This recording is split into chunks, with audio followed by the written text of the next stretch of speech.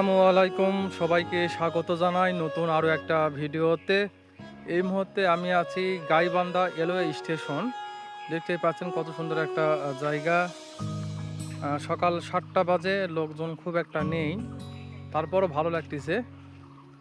আর এখানে যাত্রী পারাপারের সুবিধার্থে একটা ফুটওভার ব্রিজ আছে। এই যে দেখুন, কিছু কিছু যাত্রী অপেক্ষা করতেছে ট্রেনের জন্য, হয়তো কেউ উত্তরে যাবে, কেউ দক্ষিণে যাবে। আমার তো খুব ভালো লাগতেছে। মূলত আমি এসেছি পুকুরের মাছ বিক্রি করার জন্য গাইবান্ধা মাছের আড়তে। আড়তের পাশেই এই স্টেশনটা, তো ভাবলাম একটু ঘুরে যাই। এই যে দেখুন,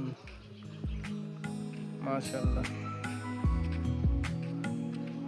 সম্ভবত এটি পুরাতন একটা প্ল্যাটফর্ম, আর এটা হচ্ছে নতুন প্ল্যাটফর্ম। এই যে দেখুন।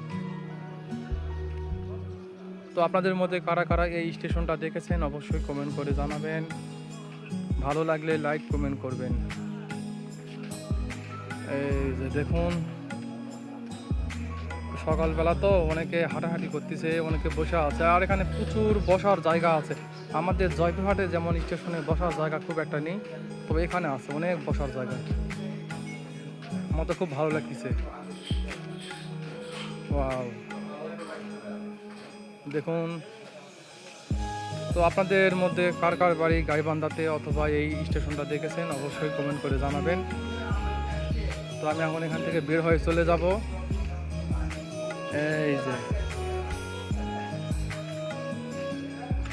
আবারও বলতেছি, এখন সকাল 7টা বাজে, এই জন্য লোকজন খুব একটা নেই, তবে বেলা বাড়লে হয়তো অনেক লোকজন আসবে।